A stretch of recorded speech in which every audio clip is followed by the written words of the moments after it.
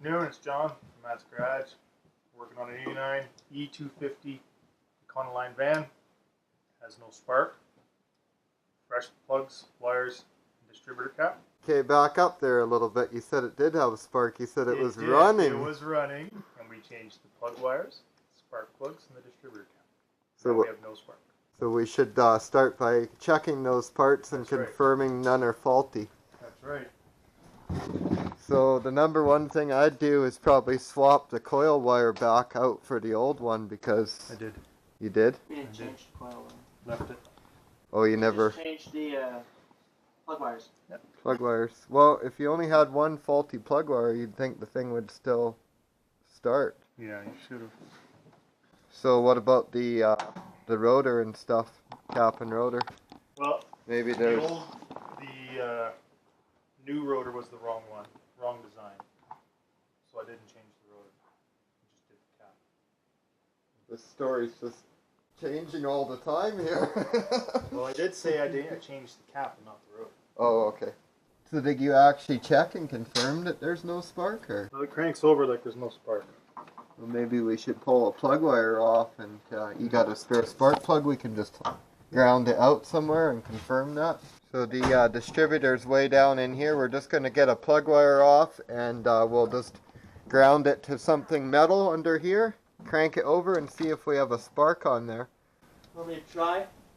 Okay. Crank it over, Isaiah. Yep.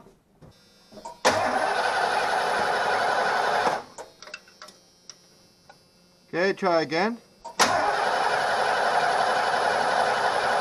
I'd say you're right, John. There's no spark there. And you can smell the unburnt feel. It's definitely getting feel. Okay, well, we should take that cap off and see what's going on under it. I wonder if maybe the cap's faulty.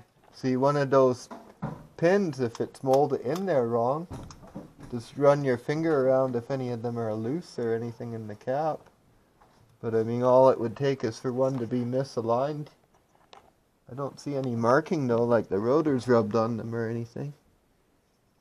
That rotor's in rough shape. Well, that's the original rotor. Pluck that out. You got some emery? We can just clean up the contacts. Already cleaned it up. Oh, okay. Wonder if this isn't touching cap. Nah. Yeah, we don't want to crank it too much because we're already filling it with gas. I can smell that. We should toss it back on. I mean, it looks the same and it looks rough, but what if we toss it on and it starts?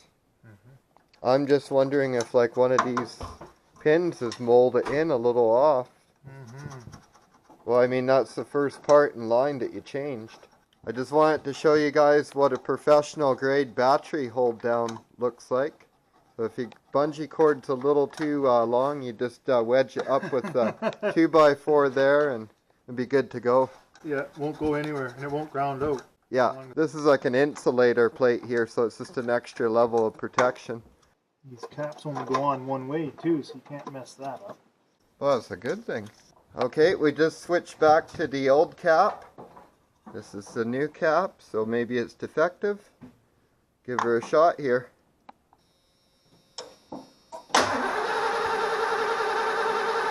Nope.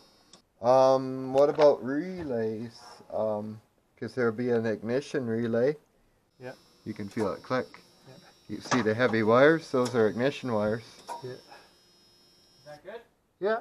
I wonder if that's our problem. Mind you, it's clicking, so... We went right off the coil, didn't we? No, we didn't. No, we didn't. Let's do that. Don't be such a chicken. Make sure you hold it.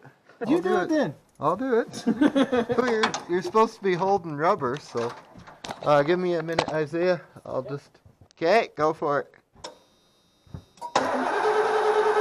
Nah, nothing.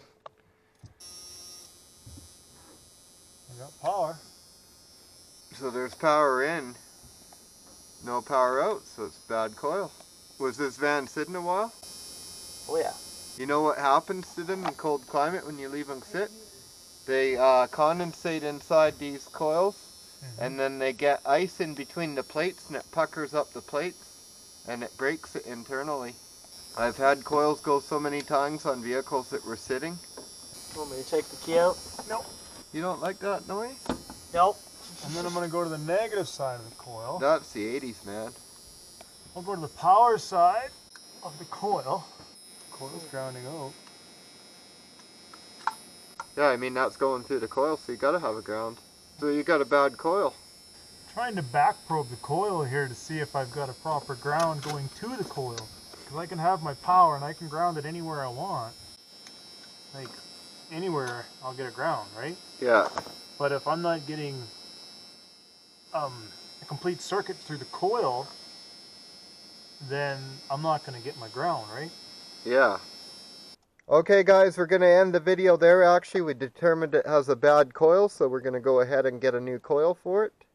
So I hope you found this video helpful, just kind of our mindset when we're diagnosing something and how we approach it. Thanks a lot for watching Matt's Garage. Don't forget to like and subscribe, and have yourself a great day.